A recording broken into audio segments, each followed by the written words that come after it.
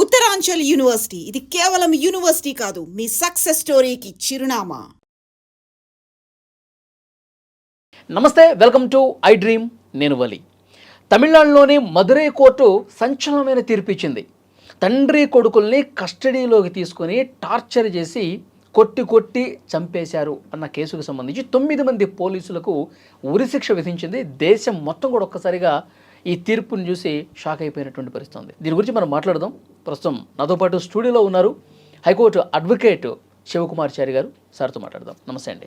Sir నమస్కారం. Sir, దేశంలోనే first టైమా ఇలాంటి తీర్పు? 9 మంది పోలీసులకు ఒకేసారి ఉరిశిక్ష వేయడం అనేది ఎట్లా చూస్తారు ఈ కేసుని? యాక్చువల్గా సిటిజన్స్కి జనరల్గా ఎవరైతే అఫెండర్స్ ఉంటారో జనరల్గా వాళ్ళకి ఇస్తూ ఉంటారు. ఏదైతే అఫెండర్స్ రేప్ అని, లేకపోతే మొన్న వెరీ రీసెంట్లీ మద్రాస్ కోర్టే చెన్నైలోనే ఒక అమ్మాయిని ట్రైన్లో నుంచి పుష్ చేస్తాడు. ఆ పుష్ చేసిన వ్యక్తి ఎవరైతే ఉంటారో ఆయన కూడా డెత్ సెంటెన్స్ ఇష్యూ చేశారు 2022లో. తర్వాత పోలీసులకి ఏదైతే డెత్ సెంటెన్స్ ఇష్యూ చేసిన సీన్ ఏదైతే ఉందో అది దీంట్లోనే ఈ యొక్క అఫెన్స్ని మనం చూస్తూ ఉన్నాం ఈ ఇయర్లో. ప్రీవియస్లో మీరు ఒకసారి బ్యాక్ వెళ్తే జైబీ మూవీలో ఏదైతే రియల్ ఇన్సిడెంట్స్ని వాళ్ళు తీసుకొని ఒక మూవీ ఏదైతే చేశారో జస్టిస్ చంద్రు గారు ఆ టైంలో ఇచ్చిన అటువంటి ఆయన ఫైట్ చేసినటువంటి కేసుని సినిమా రూపకంగా చిత్రీకరించినటువంటి తమిళ్ మూవీ ఏదైతే ఉందో దాన్ని మనం తెలుగులో కూడా చూసినాం. అట్లాంటి మూవీ సంఘటనలు తమిళనాడులో కోకొల్లలు. మీరు జనరల్గా ఒకసారి అబ్జర్వ్ చేస్తే తమిళనాడులో రివెంజ్ టైప్ ఆఫ్ ఇన్సిడెంట్స్ అన్నిటి చాలా ఉంటాయి. అది పార్టీల పరంగా కావచ్చు, పబ్లిక్ టు పోలీస్ పరంగా కావచ్చు, ఇట్లా చాలా వరకు కూడా ఉన్నాయి. ఇప్పుడు లేటెస్ట్గా మీరు ఒకసారి అబ్జర్వ్ చేస్తే ఇప్పుడు డెత్ సెంటెన్స్ ఏదైతే లాకప్ డెత్ ఇది అయింది కదా, ఇంకా 30 పెండింగ్ ఉన్నాయి తమిళనాడులో. ఇలాంటివి ఇంకా 30 పెండింగ్ ఉన్నాయి లాకప్ డెత్ సెంటెన్స్.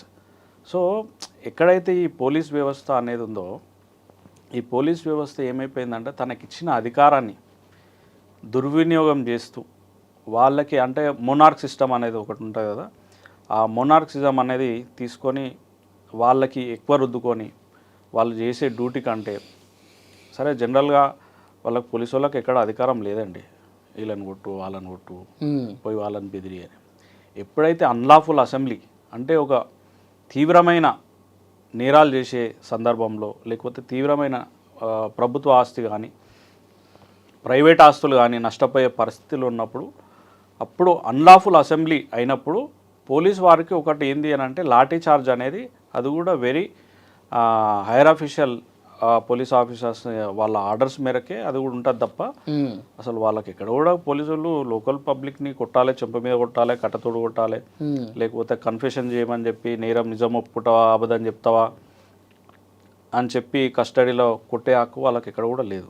ఈ 3rd డిగ్రీ అంటారు కదా సార్, 3rd డిగ్రీ అప్లై చేస్తూ ఉన్నారు. 3rd డిగ్రీ అంటే చాలా కఠినంగా స్టేషన్లో కొడతా ఉంటారు నిజాలు రాబట్టడం కోసం. నిజంగా ఈ 3rd డిగ్రీ అనేది ఉందా? యాక్చువల్గా 3rd డిగ్రీ అనేది ఎక్కడ కూడా లేదండి official. There are no degrees in the police investigation. యాక్చువల్గా జనరల్గా ఏంది అని అంటే, ఫస్ట్ డిగ్రీ ఏంది అని అంటే కంప్లైంట్ని ఎఫ్ఐఆర్ చేయడం, ఫస్ట్ ఇన్ఫర్మేషన్ రిపోర్ట్గా వాళ్ళు రిజిస్టర్ చేయడం, దాని తర్వాత దాన్ని ఇన్వెస్టిగేషన్ చేయడం, ఇవి డిగ్రీల కిందికి వస్తాయి తప్ప 3rd డిగ్రీ అనేది స్పెషల్గా పెట్టుకున్నారు. ఎట్లా పెట్టుకున్నారు అంటే, ఈయనోడిని కొడితే వింటారు, వాడిని హింసిస్తే వాడు ఒప్పుకుంటాడు, చేయని నేరాన్ని కూడా ఒప్పిస్తారు. సో ఆ దెబ్బలకు తట్టుకోలేక చేయని నేరాన్ని ఒప్పుకొని ఇప్పటి వరకు కూడా వాళ్ళ సెంటెన్స్ అయిపోయినాక కూడా ఇంకా కూడా జైళ్ళల్లో మగ్గుతున్న ఖైదీలు ఎంతోమంది. ఒకసారి మనం జైలు లోపలికి పోయి ఒకసారి విజిట్ చేస్తే వాళ్ళ కన్నీళ్ళు ఏ విధంగా ఉంటాయంటే, క్షణికావేశంలో చేసినటువంటి చిన్న చిన్న తప్పులకి వాళ్ళకు పడ్డ సెంటెన్సు, వాళ్ళకి తప్పు కూడా చేయరు, ఎవడో మినిస్టర్ కొడుకో లేకపోతే ఇంకెవరో అఫెన్స్ చేస్తే వాళ్ళని వీళ్ళని పంపించడం. లాస్ట్ టైం మీరు నెంబర్ ఆఫ్ కేసెస్ మనం స్టేట్లో మనం చూసినాం. సో ఇట్లాంటి సందర్భాలలో ఎంతోమంది జైళ్ళలో మగ్గుతున్నారు చేయని తప్పు కూడా.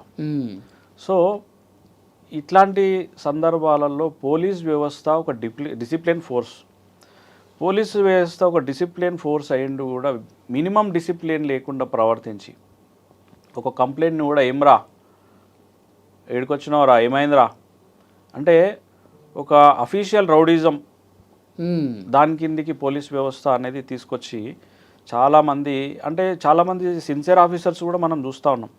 చాలామంది రోడ్ పైన ఏదైనా వరదొచ్చి ఏదైనా సిచ్యువేషన్ అయినా కూడా వాళ్ళని లిఫ్ట్ చేసి వాళ్ళని భుజాల మీద ఎక్కించుకున్న పోలీసు వాళ్ళని కూడా మనం చూసినాం. మీరు దీంట్లో ఇదే డిపార్ట్మెంట్లో ఆ పోలీస్ స్టేషన్కి మన పట్టివెల్లి ఏదో పోలీస్ స్టేషన్ ఉంది. ఆ పోలీస్ స్టేషన్లో ఏదైతే ఈ అఫెన్స్ జరిగిందో ఆ పోలీస్ స్టేషన్లో ఇచ్చినటువంటి ఒక కానిస్టేబుల్ ఇచ్చిన స్టేట్మెంట్, అంటే లోకల్ పోలీస్ స్టేషన్లో ఏం జరిగింది అని సిబిఐ ఎంక్వైరీలో కానిస్టేబుల్ ఇచ్చినటువంటి స్టేట్మెంట్ బేస్ చేసుకొని ఒక శిక్ష పడ్డది. అవును. అంటే సేమ్ పోలీస్ స్టేషన్లో వీళ్ళు బిహేవియరు ఒకసారి చూసినట్టయితే ఇట్లా ఉంది.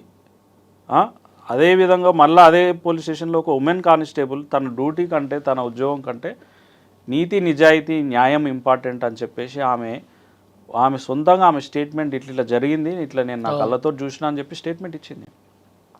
సో మనము ఈ యొక్క హ్యూమన్ రైట్స్ వైలేషన్ ఎక్కడైతే జరుగుతుందో, ఇప్పుడు మన స్టేట్లో కావచ్చు, లాస్ట్ టైం ఒకసారి షాద్నగర్ ఏరియాలో ఒకటి మన లాకప్ డెత్ అయింది. సో ఎప్పుడైనా సరే పోలీస్ వారు లాస్ట్ టైం మీరు ఒకసారి అబ్జర్వ్ చేస్తే DK Basu versus state of West బెంగాల్లో క్లియర్ కట్గా సుప్రీంకోర్టు గైడ్లైన్స్ పాస్ చేయడం జరిగింది. ఒక అరెస్ట్ అయిన వ్యక్తికి తన అడ్వకేట్ని కలుసుకునే అవకాశం ఉంది. ఒక అరెస్ట్ అయిన వ్యక్తికి మెడికల్లీ ఏదైనా ప్రాబ్లం అయితే ఆయనను హాస్పిటల్లో చూపించాల్సిన అవసరం ఉంది. అయినా ఏదైతే ఫుడ్డు టైంకి ఆయన తీసుకుంటాడో ఆ ఫుడ్ ఇవ్వాల్సిన అవసరం ఉంది. సో పోలీస్ స్టేషన్ కస్టడీలో ఉన్నప్పుడు ఆయనకి ఏమేమి హక్కులు ఉంటాయో అవన్నీ క్లియర్ కట్గా DK Basu versus state of West బెంగాల్లో సుప్రీంకోర్టు క్లియర్ కట్ గైడ్లైన్స్ ఇవ్వడం జరిగింది. తర్వాత అది ఎప్పుడు 1997 ఇయర్లో. సో ఇన్నేళ్ల తర్వాత కూడా ఆ గైడ్లైన్స్ను ఫాలో చేయకపోవడం అనేది ఎందుకనంటే పోలీస్ వ్యవస్థ అనేది కూడా లా అండ్ ఆర్డర్ని మెయింటైన్ చేయడానికి కోసం, పబ్లిక్ ఆర్డర్ని మెయింటైన్ చేయడం కోసం. మీరు ఒకసారి ఈ యొక్క అఫెన్స్ని బేస్ చేసుకొని చూస్తే సెక్షన్ 188 ఆఫ్ ఇండియన్ పీనల్ కోడ్లో ఈ అఫెన్స్ రికార్డ్ అయింది. ఎవరిపైన? జయరాజ్ అండ్ వెనిక్స్ పైన, వాళ్ళ ఫాదర్ పైన. ఎవరైతే ఫాదర్ కొంచెం 9 తర్వాత, అప్పుడు మన కోవిడ్ రూల్స్ అండ్ రెగ్యులేషన్స్ పరంగా జనరల్గా 10-10:30 వరకు ఉంటుండే, ఆ టైంలో 9 వరకు ఉంది. సో వాళ్ళ ఫాదర్ ఎవరైతే మొబైల్ షాప్ రన్ చేస్తున్నారో ఆ ఫాదర్ ఏమైంది అంటే 9:30 వరకు ఎక్స్టెండ్ చేయడం జరిగింది. సో గవర్నమెంట్ ఇచ్చిన టైం పీరియడ్ బేస్ చేసుకొని ఏదైతే ఉందో ఆ టైంని మిస్లీడ్ చేసి ఆయన చేసిన అఫెన్స్కి ఒక ఫైన్ వేసుకోవడం, అంతే. ఒక ఫైన్ కట్టుకుంటాడు ఆయన కోర్టుకు పోయి. అంతకుమించి ఆయన లాకప్లో పెట్టడం కానీ, ఆయన అరెస్ట్ చేయడం కానీ, ఆయనకు నోటీస్ ఇష్యూ చేయడం కానీ అట్లాంటివి ఏముండే ఇట్లాంటి అఫెన్స్లో. So it's a basic offence కదా. బేసిక్ అఫెన్స్లో ఆయనకు ఒక ఫైన్ వేస్తారు, అంతే. సో ప్రీవియస్లీ డీప్లీ మనం ఈ కేసుని స్టడీ చేస్తే ఏమర్థమైంది అని అంటే, ప్రీవియస్లో వాళ్ళ ఫాదర్కి ఆ లోకల్ ఇన్స్పెక్టర్కి గర్జెస్ ఉన్నాయని చెప్పేసి కొన్ని వార్తలు వస్తూ ఉన్నాయి. ఓకే. ప్రీవియస్లో వాళ్ళకి ఆయన మాట వినలేదనో, లేకపోతే వాళ్ళు మరి ఏ విషయంలో గర్జెస్ ఉన్నాయనేది క్లియర్ కట్గా విషయంలో గొడవ జరిగింది, మాట అనుకున్నారు, అది మైండ్లో పెట్టుకున్నారు పోలీసు. హీటెడ్ వర్డ్స్ ఎక్స్చేంజ్ అయినాయి అని చెప్పేసి మనకు సమాచారం ఉంది. సో ఫర్దర్గా ఆయన దొరికిండు కాబట్టి తర్వాత ఆయనను తీసుకొని వెళ్ళి తర్వాత సపోర్ట్ చేసినటువంటి ఎవరైతే ఈ శ్రీధర్ ఇన్స్పెక్టర్ ఉన్నాడో ఆ లోకల్ పోలీస్ స్టేషన్లో, ఆయన ఎస్ఐ గారు, హెడ్ కానిస్టేబుల్, మిగతా కానిస్టేబుల్స్ ఎవరైతే 9 మంది సెంటెన్స్ ఉందో వీళ్ళందరూ కూడా కలిసి విపరీతమైన టార్చర్ చేయడం ద్వారా ఈ యొక్క లాకప్ డెత్ జరిగింది. సో ఈ ఏదైతే ట్రయల్ కోర్ట్ మదురై కోర్టు ఏదైతే ఈ యొక్క సెంటెన్స్ విధించిందో, ఈ సెంటెన్స్లో క్లియర్ కట్గా పబ్లిక్ ఏం మెసేజ్ ఇచ్చిందంటే, లా అనేది, చట్టం అనేది ఎవరికి చుట్టం కాదు, చట్టం అనేది పోలీసు వారికి కూడా వర్తిస్తుంది, చట్టం అనేది ఎవరైతే హైయర్ అఫీషియల్ ఉన్నారో అందరు కూడా వర్తిస్తుంది, కామన్ మ్యాన్కి ఏ చట్టం అవుతుందో అది కూడా పోలీసు వాళ్ళకి చట్టం ఉంది. ఈ చట్టాన్ని అమలు చేసేది మేమే, అంత మన చేతుల్లో ఉంది, మన అడిగే నాదుడు ఎవడు లేడు, ఇలాంటి మైండ్ సెట్ కొంతమంది పోలీసులకు ఉండొచ్చు సార్, అందుకే ఇంత దారుణంగా బిహేవ్ చేశారు. అంటే దీంట్లో ఏంది అని అంటే, ఎప్పుడైతే పోలీస్ పవర్ వాళ్ళకి కొన్ని పవర్స్ ఇచ్చారో లోకల్ పబ్లిక్ ఆర్డర్ని కంట్రోల్ చేయమని చెప్పేసి, ఆర్డర్లో యూనిఫామ్ వేసుకున్న తర్వాత ఏదైతే కామన్ మ్యాన్ ఇక కష్టపడి రన్నింగ్ చేసి మెడికల్ ఎగ్జామినేషన్ పాస్ అయ్యి ఎగ్జామ్ పాస్ అయ్యి ఒక కామన్ మ్యాన్గా ఒక పొజిషన్కి ఎట్లయితే అవుతుండో తను ఎక్కడి నుంచి వచ్చిండు అనేది మర్చిపోతాడు.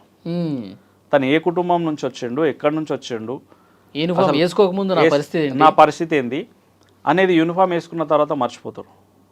సో ఎవరైనా సరే ఒక యూనిఫామ్ వేసుకున్నప్పుడు వాళ్ళని మనం పెట్టుకుంది ఆ యొక్క డిపార్ట్మెంట్ ఉన్నది పబ్లిక్ ఆర్డర్, ఒక వ్యక్తికి ఇంకో వ్యక్తికి వైలేషన్ జరగకుండా, అంటే ఒక సిస్టమేటిక్ పద్ధతిలో జనజీవన స్రవంతిలో ఉండాలి ఒక మనుషులు అని చెప్పేసి ఎవరు వైలేట్ చేయొద్దు, ఎవరిపైన దాడి చేయొద్దు, ఎక్స్టార్షన్ చేయొద్దు, లాక్కోవద్దు, గుంజుకోవద్దు, లేకపోతే దొంగతనాలు జరగవద్దు అని చెప్పి పోలీస్ డిపార్ట్మెంట్ ఉంది తప్ప లాకప్లో వేసి కస్టోడియల్ టార్చర్ చేసి వాళ్ళని సంపనీకే పోలీసు వాళ్ళు లేరు. పోలీసు వాళ్ళు ఉన్నది జన రక్షణ కోసం పోలీసు వాళ్ళు ఉన్నారు తప్ప పోలీసు వాళ్ళు కస్టోడియల్ టార్చర్ చేయడానికి ఎక్కడ కూడా లేదు, వాళ్ళు చెంపదెబ్బ కొట్టడానికి కూడా ఎక్కడ కూడా లేదు. మీ అనుభవం బట్టి చెప్పండి, పోలీసుకి కోర్టు ఉరిశిక్ష వేసినటువంటి దాఖలా ఉందా గతంలో ఎప్పుడన్నా? యాక్చువల్లీ ఏంది అంటే పోలీస్ జనరల్లీ ఏదైతే సిచ్యువేషన్లో ఈ లాకప్ డెత్ జనరల్లీ జరుగుతూ ఉన్నాయి కదా, ఈ జరుగుతూ ఉన్న సెంటెన్స్లో ఇంత గ్రావిటీ ఉన్నటువంటి కేసులో ఇప్పటివరకు వేయలేదు.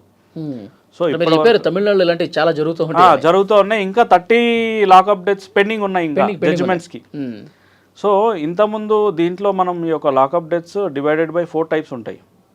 ఎట్లా ఉంటాయి అంటే బై టార్చర్ ఉంటుంది, లేదా బై అంటే ఆయన మానసిక ఒత్తిడికి లోనై సూసైడ్ చేసుకునే అట్లాంటి లాకప్ డెత్స్ ఉంటాయి. లాకప్ డెత్స్లో ఇంకో రకం ఏంటంటే టైంకి వాళ్ళకి ఫుడ్ ఇవ్వకపోవడం వల్ల, షుగర్ పేషెంట్స్ కానీ లేకపోతే ఏదైనా వ్యాధితో సఫర్ అవుతున్నప్పుడు, బీపీ పేషెంట్స్ కానీ వాళ్ళకి ఆ టైంకి ట్యాబ్లెట్ ఇవ్వరు, వాళ్ళకి ఆ లోపల కూర్చోబెడతారు, వాడు ట్యాబ్లెట్ వేసుకోవడం, వాడు ఫుడ్ తినలేడు, ఆ టైంకి ఫుడ్ అందించరు, లోపల లాకప్లో కూర్చోబెట్టి ఎవరు డ్యూటీ వాళ్ళు చేసుకుంటారు. సో అట్లా ఉండి సడన్గా చనిపోతారు. సో వాళ్ళకి ఇంకేదైనా ఇప్పుడు బయట ఇంట్లో వాళ్ళని కలవనీయకపోవడం, లేకపోతే ఇంట్లో వాళ్ళని ఇంకో లాకప్ ప్లేస్ కొట్టడం, అట్లాంటివి చూసి మెంటల్లీ అప్సెట్ అయ్యి చనిపోతూ ఉంటారు. సో ఇట్లాంటి ఇది పూర్తిగా శారీరకంగా హింసించిన కేసేగా? పూర్తి స్థాయిలో శారీరకంగా హింసించిన కేసు. దీన్ని మామూలు ఏజెన్సీ ఇన్వెస్టిగేషన్ చేయలేదు, సిబిఐ దేశంలో అత్యున్నతమైన ఇన్వెస్టిగేషన్ ఏదైతే ఏజెన్సీ ఉందో అది సిబిఐ ఇన్వెస్టిగేషన్ చేసింది. దాంట్లో క్లియర్ కట్గా ప్రతి పదం చదువుతుంటే ఎవరైతే జడ్జి గారి యొక్క సెంటెన్స్ ఇష్యూ చేశారో ఆయనకి ఒళ్ళు గగులు పుడిచి, అట్లాంటి స్టేషన్లో ప్రతి పేజీలో ఇంత దారుణం ఉంది అని చెప్పేసి ఆయన ఎవరైనా జనరల్గా కూడా మన దేశంలో అటువంటి మనం డెత్ సెంటెన్స్ అనేది మామూలుగా వేయరు, జనరల్గా అది తీసుకోరు. తండ్రి కొడుకుల్ని నగ్నంగా ఒకళ్ళకి ఎదురుగా ఒకళ్ళు నించోబెట్టి చాలా దారుణంగా నగ్నంగా కొట్టారంట. అయితే ఎప్పుడైతే డిపార్ట్మెంట్కి తనకు సంబంధించిన డ్యూటీని గుర్తియడం ద్వారా వాళ్ళ ఫాదర్ ఎవరైతే ఉన్నారో ఈ యొక్క అఫెన్స్కి నన్ను ఇంతగానం ఎందుకు టార్చర్ చేస్తున్నారు అని చెప్పేసి ఆయన అడిగినందుకు వాళ్ళ కొడుకు పోయి మా నాన్నని ఎందుకు హింసిస్తారు, ఎందుకు కొడుతున్నారు అని చెప్పేసి ప్రశ్నించినందుకు మాత్రమే ఇదంతా జరిగింది. జనరల్లీ నేను కూడా ఆలోచన చేసిన ఈ పొలిటికల్ ఇన్ఫ్లుయెన్స్ డెత్ కావచ్చు, లేకపోతే ఎవరైనా ఇన్ఫ్లుయెన్స్ చేసి ఇట్లా చేసారేమో అని చెప్పేసి అనుకొని నేను రీసెర్చ్ చేసిన తేలింది ఏంటంటే ఇట్స్ జస్ట్ ఈగోకు పోయి మేము పోలీసు వాళ్ళం మమ్మల్ని క్వశ్చన్ చేసిరు వీళ్ళు అనే ఒక ఉద్దేశంతో ఇదంతా చేసిరు తప్ప అక్కడ ఎక్కడ కూడా ఇన్ఫ్లుయెన్స్ పెద్ద వాళ్ళ ఇన్ఫ్లుయెన్స్ ఉంది, లేకపోతే పలానా ఈ వ్యక్తి ఉన్నాడు, పలానా వాళ్ళు చెప్తే చేసిరనే లేదు. సో ఈ ఇన్సిడెంట్లో జస్ట్ బేస్డ్ ఆన్ ఈగో, వాళ్ళ ఈగో అనేది విపరీతమైన తారాస్థాయికి చేరి వాళ్ళ క్వశ్చన్ అడిగినందుకు నన్ను క్వశ్చన్ చేస్తావా అని చెప్పేసి ఫస్ట్ వాళ్ళ ఫాదర్ చనిపోయిన వాళ్ళు కొట్టిన దెబ్బలకి, దాని తర్వాత ఒక నైట్ టైంలో ఒక 3 o'clock ఏమో వాళ్ళ ఫాదర్ చనిపోతే నెక్స్ట్ డే ఒక 6 hours గ్యాప్లో వాళ్ళ కొడుకు కూడా చనిపోయాడు. సో ఇదంతా కనుక మనం ఒకసారి చూసినట్లయితే జనరల్లీ ఆ యొక్క చిన్న అఫెన్స్కి, ఒక ఫైన్ కట్టే అఫెన్స్కి వాళ్ళు తీసుకొని పోయి టార్చర్ చేసి ఇట్లా చేసిరానంటే ప్రతి ఒక్క పోలీస్ డిపార్ట్మెంట్లో ప్రతి ఒక్క పోలీసు కూడా తన ధర్మాన్ని ఏదైతే వాళ్ళు తీసుకున్న ప్రామిస్ ఏదైతే ఉంటుందో, ఓత్ ఏదైతే ఉంటుందో, వాళ్ళు డ్యూటీలోకి ఎక్కేటప్పుడు ఏదైతే ప్రామిస్ చేసి వస్తారో నేను పబ్లిక్ ఆర్డర్ని మిస్యూజ్ చేయను, లేకపోతే నా పవర్స్ని మిస్యూజ్ చేయను అని చెప్పేసి ఏదైతే ప్రామిస్ చేస్తారో అది వైలేట్ చేస్తున్నారు. సో నేను ఏమంటున్నా అంటే ప్రతి ఒక్కరికి ఇప్పుడు లైక్ కసబ్ లాంటి వ్యక్తికే మనము సర్వీస్ చేసినాం. ఒక అడ్వకేట్ని పెట్టి ఆయనకు కూడా ఒక ట్రీట్మెంట్ ఇప్పించేసి ఆయనకు కూడా జరిగిన గాయాలకు ట్రీట్మెంట్ ఇప్పిస్తూ ఇన్వెస్టిగేషన్ చేసిరు తప్ప లాస్ట్కి వాడు దొరికిండని చెప్పి ఇమీడియట్గా కాల్వలే. సో మనకు సంబంధించిన చట్టాలు, మనకు సంబంధించిన డెమోక్రసీ ఏం చెప్తుంది అని అంటే, ఏదైతే అఫెన్స్ జరిగిందో దానికి సంబంధించిన సెంటెన్స్ ఏదైతుందో, శిక్ష తన చట్టాన్ని తన చేతిలోకి తీసుకోకుండా, అంటే ఇమీడియట్లీ కొట్టకుండా లేకపోతే ఇంకోటి చేయకుండా సీదా ఒక జైలు ఉంది, ఒక జడ్జి గారు ఉన్నారు, వాళ్ళు ఇచ్చిన ఆర్డర్ని బేస్ చేసుకొని వాళ్ళు డ్యూటీ చేయాలి తప్ప వాళ్ళ చేతిలోకి చట్టం తీసుకుంటే కామన్ మ్యాన్ కంటే ఎక్కువ ఇబ్బంది పోలీసు వాళ్ళకే. వాస్తవానికి వాళ్ళకి తెలియని విషయం ఏంటంటే, ఒక కామన్ మ్యాన్ చేస్తే వాడు ఉద్యోగం పోదు, వానికి ఏం కాదు, అఫెన్స్ అయితే వాడు కోర్టు చుట్టూ తిరుగుతాడు, అయిపోతుంది. అదే ఒక పోలీస్ వ్యవస్థలో ఉన్నటువంటి ఒక అధికారి తప్పు చేస్తే ఆయనకి ఉద్యోగం పోతుంది, మళ్ళీ ఏదైతే కామన్ మ్యాన్ తిరిగినట్టు కోర్టు చుట్టూ తిరగాల, అన్నీ తిరగాలి. ఇంకా అడిషనల్గా ఏదైతే ఇంక్రిమెంట్సో లేకపోతే అట్లాంటివి ఏమైనా ఉంటే, ప్రమోషన్సో లేకపోతే అట్లాంటివి ఏమైనా ఉంటే వాళ్ళకి ఎఫెక్ట్ అవుతుంది తప్ప కామన్ మ్యాన్ కంటే పోలీస్ డిపార్ట్మెంట్కే ఎక్కువ ఈ యొక్క చట్టం అనేది పనిచేస్తుంది. సరే, ఇప్పుడు వీళ్ళు పై కోర్టులకు వెళ్తే ఈ తీర్పు ఏమన్నా ఇదయ్యే అవకాశం ఉందా? అది బేస్డ్ ఆన్ ద ఫ్యాక్ట్స్, ఏదైతే ఎవిడెన్సెస్ ఉన్నాయో, ఏదైతే ఎవిడెన్సెస్ సిబిఐ ప్రొడ్యూస్ చేసిందో, మోస్ట్లీ అయితే దీనికి వ్యతిరేకంగా వచ్చే అవకాశం అయితే తక్కువ ఉంది. ఎందుకంటే అక్కడ వాళ్ళు చేసిన అఫెన్సు చిన్నది, అంటే వాళ్ళు ఒక మర్డర్ చేసో లేకపోతే వాళ్ళు పాత నేరస్తులో వాళ్ళ క్రిమినల్ హిస్టరీ ఉంది, వాళ్ళు రౌడీ షీటర్సు, పొద్దుగా లేస్తే వాళ్ళు ఇట్లాంటివి చేస్తున్నారు అని చెప్పి వాళ్ళని ఎన్కౌంటర్ ఏదో చేస్తే అది అది అది డిఫరెంట్ ఆస్పెక్ట్. సో వాళ్ళ పైన ఎక్కడ కూడా క్రిమినల్ హిస్టరీ లేదు. సో వాళ్ళ పైన వీళ్ళు తప్పు చేశారు, ఈగోకి పోయి ఇష్టం వచ్చినట్టు కొట్టి చంపేశారు. ఇప్పుడు పోలీసులు వాళ్ళు హైకోర్టుకి వెళ్ళటం, సుప్రీంకోర్టుకి వెళ్ళటం, ఎవరికైనా ఒక రైట్ ఉంది. ఆ పోలీస్ వారు కూడా హైకోర్టు వెళ్ళడం కానీ సుప్రీంకోర్టు వెళ్ళడం కానీ అప్పీల్ చేసుకోవడం వాళ్ళ రైట్. అది కూడా కాన్స్టిట్యూన్సీ దొంగ కల్పించింది, దొర కల్పించింది. సో వాళ్ళ రైట్ కాబట్టి వాళ్ళు ఫైల్ చేసుకుంటారు. ఏ కోర్టుకు పోయినా వీళ్ళు మర్డర్ సెక్షన్ నుంచి తప్పించుకోలేరంటారు. ఏ కోర్టుకు పోయినా వాళ్ళు చేయలేదు అని చెప్పేసి ప్రూవ్ చేసుకునే పరిస్థితి ఎక్కడ కూడా లేదు. ఎందుకనంటే ఆ యొక్క సెంటెన్స్లో ఎవిడెన్సెస్ అనేది లోకల్ పోలీస్ స్టేషన్లో ఉన్నటువంటి కానిస్టేబుల్ వాళ్ళు ఎవరైతే అరెస్ట్ అయ్యారో వాళ్ళకి సంబంధించిన కొలీగ్ స్టేట్మెంట్సే ఇక్కడ స్ట్రాంగ్గా ఉన్నాయి. సో ఆ లోకల్ పోలీస్ స్టేషన్, ఏదైతే పోలీస్ స్టేషన్ ఈ అఫెన్స్ రికార్డ్ అయిందో ఆ పోలీస్ స్టేషన్ నుంచే చాలామంది దీంట్లో ఎవిడెన్స్లో ఉన్నారు. సో అందులో మంచి పోలీసులో ఉన్నారు, అందులో ఇట్లాంటి పోలీసులు కూడా ఉన్నారు. సో వాళ్ళు ఇచ్చిన స్టేట్మెంట్ ఆధారంగా వాళ్ళు ఎప్పటి నుంచి ఏ టైంలో ఎక్కడ ఉన్నారు, సీసీటీవీ ఫుటేజ్ ఆధారంగా వాళ్ళని ఎప్పుడు తీసుకెళ్ళారు, ఎప్పటి నుంచి ఎప్పటి వరకు టార్చర్ చేసారు, వాళ్ళు ఎప్పుడు చనిపోయారు, ఆ డ్యూటీలో ఎవరెవరు ఉన్నారో వాళ్ళందరినీ కూడా క్యాలిక్యులేట్ చేసి ఆ ఇన్వెస్టిగేషన్లో 9 ఎవరైతే మెంబర్స్ ఉన్నారో డిపార్ట్మెంట్ పోలీసు వాళ్ళు, వాళ్ళని తీసుకొచ్చి సీదా సస్పెండ్ చేసి వాళ్ళని ఈ కోర్టు డెత్ సెంటెన్స్ అనేది ఇష్యూ చేయడం జరిగింది. ఆ క్రైమ్ నెంబర్ కూడా చూస్తే మీరు ఆశ్చర్యకరం ఏంటంటే 649 క్రైమ్ నెంబర్ వీళ్ళపైన ఉంటుంది, సెక్షన్ 188 ఆఫ్ ఐపీసీ. 650 వాళ్ళపైన ఉంటుంది, పోలీసు వాళ్ళపైన. సో ఒక ఏదైతే అఫెన్స్ ఎఫ్ఐఆర్ నెంబర్, ఒక నెంబర్ గ్యాప్లోనే ఇద్దరిపైన ఎఫ్ఐఆర్లు అయినాయి. అదే పోలీస్ స్టేషన్లో వీళ్ళు డెత్ అయిపోయిన తర్వాత వాళ్ళపైన ఎఫ్ఐఆర్ అయింది 302 మర్డర్ కేసు. ఈ 9 నెంబర్స్ మీద ఎవరైతే ఉందో, ప్రీవియస్ అఫెన్స్ ఏదైతే ఉందో వాళ్ళ మీద ఉంది. సో ఏ పోలీస్ వ్యవస్థ అయినా, ఏ వ్యవస్థ అయినా సరే జనాన్ని రక్షించడానికి, పబ్లిక్ ఆర్డర్ని మెయింటైన్ చేయడానికి, పబ్లిక్ని పీస్ఫుల్గా ఉంచడానికి, జస్ట్ మనం నైట్ 10:30 అయిన తర్వాత ఒక లౌడ్ స్పీకర్ వస్తేనే మనం 100 డయల్ చేసే పరిస్థితి ఉంది. సో ఒక సౌండ్ని కూడా మనం ఎంకరేజ్ చేయం. సో పోలీసులు ఇమ్మీడియట్లీ వస్తున్నారు, ఎవరైతే ఆ స్పీకర్ పెట్టినారో వాళ్ళని కూడా పట్టుకొని పోతున్నారు, లేకపోతే అవి సీజ్ చేస్తున్నారు. అట్లాంటి పరిస్థితిలో సో మరి ఇంతగానము పబ్లిక్ ఆర్డర్ని మెయింటైన్ చేసే పోలీసు వాళ్ళే ఇట్లాంటి పని చేస్తే, ఆ పోలీసు వాళ్ళకు కూడా డెత్ సెంటెన్స్ ఇష్యూ చేస్తే ప్రతి ఒక్క పోలీస్ ఆఫీసర్ కూడా గుండె మీద చేసుకొని తన డ్యూటీ తాను చేయాలి, పబ్లిక్కి రెస్పెక్ట్ ఇవ్వాలి, పబ్లిక్ని పీస్ఫుల్గా వాళ్ళు బతకనిచ్చే విధంగా నేను రక్షణగా ఉండాలనేది ఈ యొక్క అఫెన్స్ తోటి ఈ యొక్క ఏదైతే సెంటెన్స్ ఇష్యూ చేసినటువంటి మదురై కోర్టు ద్వారా ఈ పోలీస్ డిపార్ట్మెంట్ అనేది కొంత నేర్చుకుంటే బాగుంటుంది అనేది నా ఉద్దేశం. సో ఓకే, అంటే ఈ తీర్పు అధికారులు, చట్టాన్ని అమలు చేసేటువంటి అధికారులకి నిజంగా ఒక హెచ్చరిక లాంటిదేనా సార్? సార్ 100%. ఇప్పుడు ఎవ్వరు ఏదైతే చట్టానికి అతీతం కాదు, ఏ ఒక్క అధికారి ఎవరైనా సీఎం అయినా పిఎం అయినా ఎవరైనా సరే ఈ యొక్క చట్టానికి ప్రతి ఒక్కరూ with in the limits of the our constitution అని చెప్పేసి క్లియర్ కట్గా ఎవరికి వాళ్ళు మేము గొప్ప అనుకోవడానికి లేదు, శిక్ష ఎవరికైనా సమానమే అన్నట్టు ఎంత ఉద్దండులైనా సరే ఎవరైనా సరే ప్రధానమంత్రి కూడా కోర్టు సమన్ వచ్చిందంటే ప్రధానమంత్రి కూడా వచ్చి కోర్టులో నిలబడాల్సిందే. చట్టానికి అంత పవర్ ఉంది, ఆ చైర్కి అంత పవర్ ఉంది. సో మనందరం కూడా ఏదైతే జనజీవన శ్రేవంతులు జీవిస్తున్నాం, అసలు లా అంటే ఏంది అనే క్వశ్చన్ వస్తే లా ఇట్స్ నా ఏమంటారంటే లా అనే ఒక పదానికి వెనుకలు ఉన్నది ఏంది అని అంటే it's a codified common sense. అంటే ఇతరులకు ఇబ్బంది కలిగించకుండా బతకడమే మన law. It's a codified common sense. Common సెన్స్తో బతికే విధానం ఏదైతే ఉందో అదే లా.